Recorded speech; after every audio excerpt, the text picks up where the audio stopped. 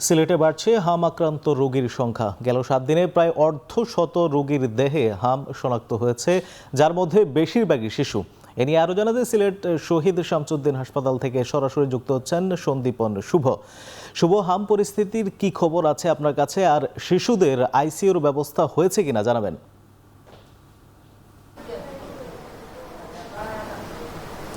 দেখুন মিয়াজি, আমি এখানে কিন্তু আমরা বেশ কিছু সময় ধরেই আছি এবং আমরা দেখছি যে ক্রমশ কিন্তু রোগীদের সংখ্যা বাড়ছে এবং প্রতিনিয়ত কিন্তু এখানকার যারা অভিভাবক রয়েছেন, স্থানীয় অভিভাবকরা কিন্তু বিশেষ করে শিশু রোগীদেরকে কিন্তু নিয়ে আসছেন হামের উপসর্গ নিয়ে, বিশেষ করে জ্বর, হাঁচি কাশি এবং গায়ে র্যাশ নিয়ে কিন্তু তারা আসছেন। এবং আমরা যেখানে আছি এটি হচ্ছে সিলেট শহীদ শামসুদ্দিন হাসপাতাল এবং এখানে 4 নং ওয়ার্ডে আমরা এই মুহূর্তে রয়েছি। সেই 4 নং ওয়ার্ডে কিন্তু চিকিৎসা দিন রয়েছেন। এই মুহূর্তে আমরা দেখতে পাচ্ছি যে মোট 29 জন রোগী এবং 2টি ওয়ার্ড কিন্তু এখানে নেওয়া হয়েছে, বিশেষ করে 4 নং এবং 2 নং ওয়ার্ড।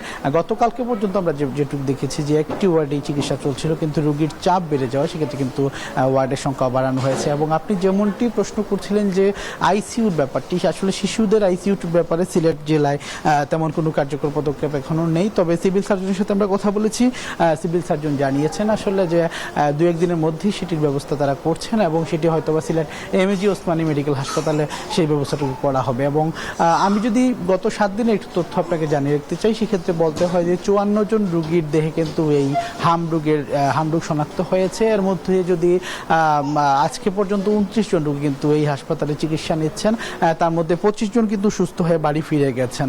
এখন পর্যন্ত কোনো নিহত বা কোনো মারা যাওয়ার সংখ্যা এখনো পাওয়া যায়নি, অর্থাৎ মোটামুটি সুস্থতার সংখ্যা পাওয়া যাচ্ছে। তবে ক্রমশ কিন্তু বৃদ্ধি পাচ্ছে এই রোগের সংখ্যা এবং এখানকার চিকিৎসকদের সাথে আমরা কথা বলেছি, তারা যেমনটি বলছিলেন যে এখানে সতর্ক হতে হবে, আতঙ্কিত না হয়ে সবাই সতর্ক হতে হবে, পরিষ্কার পরিচ্ছন্নতা বজায় রাখতে হবে এবং যেসব শিশুর শরীরে কিন্তু এইসবের আক্রমণের উপসর্গ পাওয়া যাচ্ছে তাদেরকে কিন্তু আইসোলেশনে রাখতে হবে, অর্থাৎ তাদেরকে একটু আলাদা রাখার ব্যবস্থা করা যেতে পারে। তাই আতঙ্ক না ছড়িয়ে সবখানে যেন সচেতনতা সৃষ্টি করা হয়, সেটি কিন্তু সবাই এখানকার বিশেষ চিকিৎসকরা বলছেন। তো মিয়াজি, এই ছিল আমার কাছে সিলেটের শহীদ শামসুদ্দিন হাসপাতাল থেকে সর্বশেষ।